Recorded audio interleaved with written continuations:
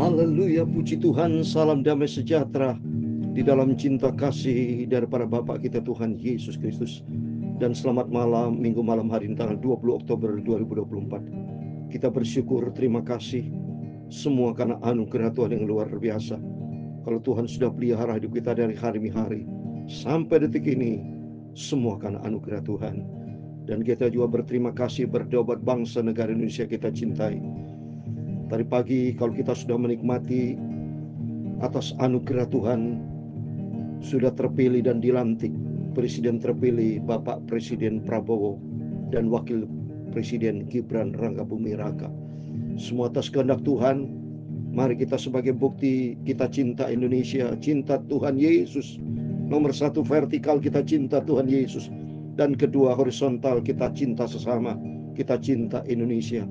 Sebagai bukti kita sebagai anak Tuhan dan anak Indonesia, kita mau cinta Indonesia yang kita cintai, bawa di dalam doa kepada Bapa yang sangat kita cintai, Tuhan Yesus, supaya Bapak Presiden Prabowo Subianto bersama Wakil Presiden Gibran diberikan hikmat dan pengertian untuk memimpin bangsa Indonesia sesuai dengan apa yang Tuhan mau, supaya tidak bertindak menurut akal kekuatan manusia semata-mata, tapi semua dari hikmat yang datang dari Tuhan.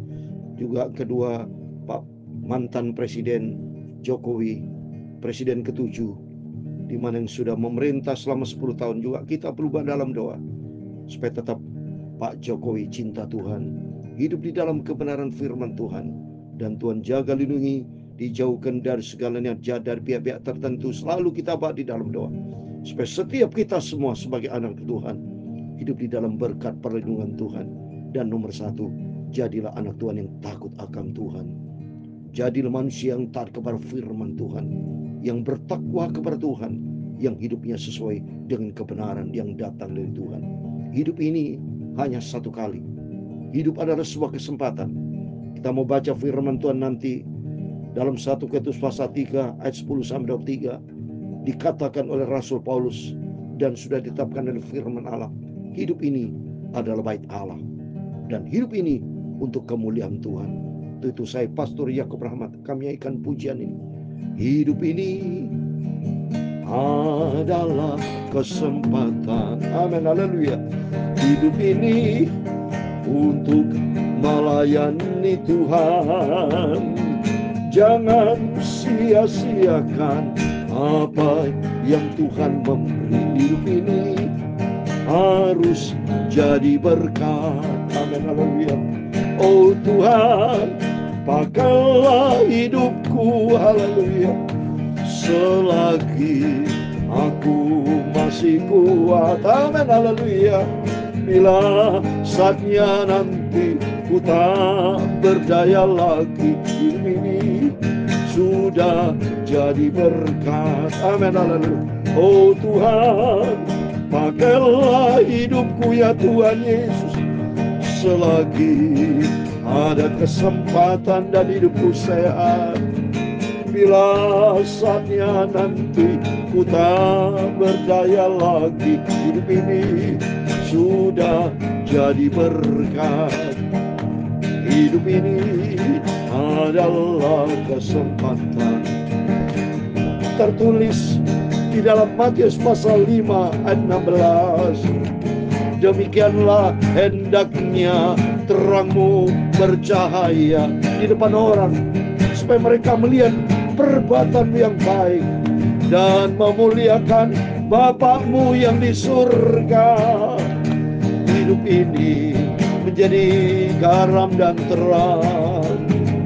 Bila saatnya nanti ku tak berdaya lagi, hidup ini sudah jadi berkat. Oh ya Tuhan, punya-Mu lah kebesaran dan kejayaan, kehormatan, kemasyuran dan keagungan. Ya segala-galanya ada di langit dan di bumi ya Tuhan. Punya-Mu lah kerajaan, dan Kau yang tertinggi itu melebihi segala-galanya sebagai kepala. Sebab kekayaan dan kemuliaan berasal daripada-Mu, Dan Engkaulah yang berkuasa atas segala-galanya. Dalam tangan-Mu lah kekuatan dan kejayaan. Dalam tangan-Mu lah kuasa membesarkan dan mengokohkan atas segala-galanya. Sekarang ya Allah kami, dalam nama Tuhan Yesus Kristus, kami bersyukur kepada-Mu dan memuji nama-Mu yang agung itu. Oh Tuhan, pakailah hidupku Bapa, selagi aku masih sehat dan kuat. Bila saatnya nanti kita berdaya lagi, hidup ini sudah menjadi berkat. Terima kasih Tuhan. Sucikan mulutku, hatiku, pikiranku, untuk kami malam hari ini baca firman Tuhan. Ampunilah semua dosaku, ampunilah semua salahku. Tuhan Yesus, perbarilah hidupku Bapa. Terima kasih Bapa. Roh Kudus tuntun kami, Roh Kudus ajar kami, Roh Kudus ingatkan kami, supaya kami konsisten hidup taat di dalam kebenaran firman-Mu. Dalam nama Tuhan Yesus, kami siap baca firman Tuhan pada malam hari ini. Haleluya. Amin. Terpujilah Bapa kita Tuhan Yesus. Semua karena anugerah Tuhan. Kalau Tuhan sudah pelihara kita sampai malam hari, sudah tanggal 20 Oktober. Berarti tinggal 11 hari lagi. Makin mendekati tanggal 31 Oktober. Makin menjauhi dari 1 Oktober. Berarti pula makin mendekati kedatangan Tuhan. Ini yang selalu sampaikan. Akal sehat saudara. Suatu hari kelak pasti Tuhan tentukan hari yang besar, hari yang mulia, yang tak seorang pun tahu kapan agendanya Tuhan, jadwalnya Tuhan akan datang. Tapi jelas kita tahu kedatangan Tuhan sudah semakin dekat. Justru kita mempersiapkan diri kita bagikan perempuan yang berdandan, berjumpa dengan mempelai laki yang sempurna, agung, Tuhan Yesus. Amin. Firman Tuhan katakan tadi, demikian hendaknya terangmu bercahaya di depan orang, supaya mereka melihat perbuatanmu yang baik dan memuliakan Bapa-Mu di surga. Mari kita sebagai umat Tuhan, anak-anak Tuhan Yesus, hidup kita jadi berkat, bukan menjadi batu sandungan ya, dalam rumah tangga, dalam pekerjaan, dalam pelayanan, di tengah-tengah masyarakat, supaya kita hidup ini menjadi terang, menjadi garam, berdampak, influencer, punya pengaruh karena ada Kristus. Jangan sampai kita menjadi batu sandungan, tidak baik saudara ya. Oleh itu mari kita senantiasa diisi dengan firman Tuhan, karena firman dan Roh Kudus akan membentuk sifat karakter kita untuk dibentuk sesuai serupa dengan gambar Tuhan, karakter Kristus. Amin. Mari kembali kepada firman Tuhan. Saya baca berurutan lagi, puji Tuhan. 1 Korintus pasal 3 saudara ya. Kemarin pasal 3 tapi ayat 1 sampai 9. Sekarang lanjutkan dari ayat 10 sampai 23 supaya satu pasal penuh. Besok kita masuk 1 Korintus pasal 4. Jadi terus berurutan kita setia sama Tuhan sampai kita berjumpa dengan Tuhan Yesus. Ini berkaitan dengan hidup ini adalah bait Allah. Hidup kita adalah bait Allah untuk kemuliaan Tuhan. Mari kita baca. Sesuai dengan kasih karunia Allah yang dianugerahkannya kepadaku, aku sebagai seorang ahli bangunan yang cakap telah meletakkan dasar dan orang lain membangun terus di atasnya. Tapi tiap-tiap orang harus memperhatikan bagaimana ia harus membangun di atas. Amin. Ya, Rasul Paulus dia menyampaikan profesinya sebelumnya seorang ahli bangunan. Dia ahli Taurat, saudara. Secara horizontal dia bisnisnya, dia seorang, kalau saya lihat saat ini sama dengan engineering, so, civil engineering nih, ya, secara horizontal. Dan kalau secara vertikal, dia sebagai seorang ahli Taurat, berguru pada Gamaliel. Itu Gamaliel kalau gelarnya saya lihat ini profesor, so, PhD, ya. Kalau saya lihat disetarakan dengan sekarang nih, kalau Gamaliel itu terkenal seorang tokoh jago ahli Taurat dan ahli hukum, dan memang Rasul Paulus pintar orangnya, dipakai Tuhan.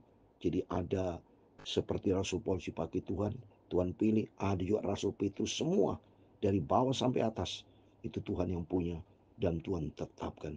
Termasuk Presiden Prabowo yang saya hormati, Bapak Presiden ke-8 itu Tuhan tetapkan. Termasuk Wakil Presiden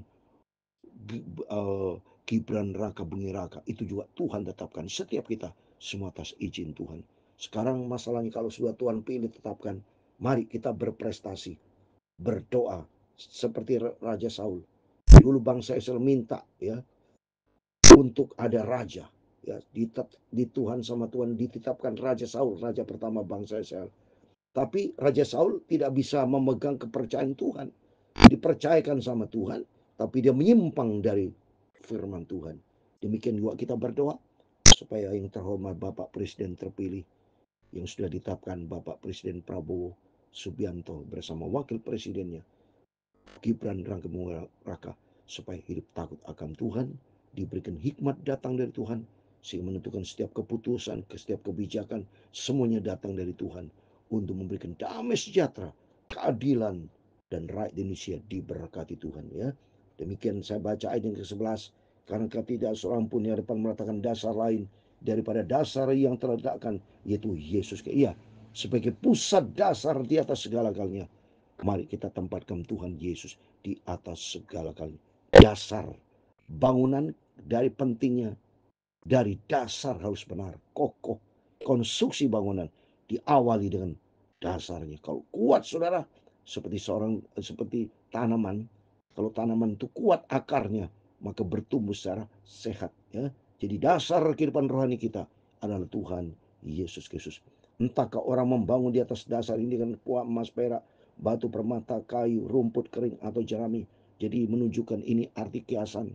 Ya, jadi apapun latar belakang kita, Tuhan tidak melihat. Yang penting di sini yaitu apa? Bagaimana bangunan itu dibangun, yaitu Kristus yang utama. Sekali kelak pekerjaan masing-masing orang akan nampak, karena hari Tuhan akan menyatakannya. Sebab ia akan nampak dengan api, dan bagaimana pekerjaan masing-masing diuji oleh amin. Api pencobaan ya. Api yang Tuhan tetapkan dalam rangka supaya kualitas kekristenan kita teruji. Teruji rohani kita pada waktu kita punya masalah. Teruji pada waktu kita dalam keadaan senang, lupa sama Tuhan. Banyak manusia dual ini gugur.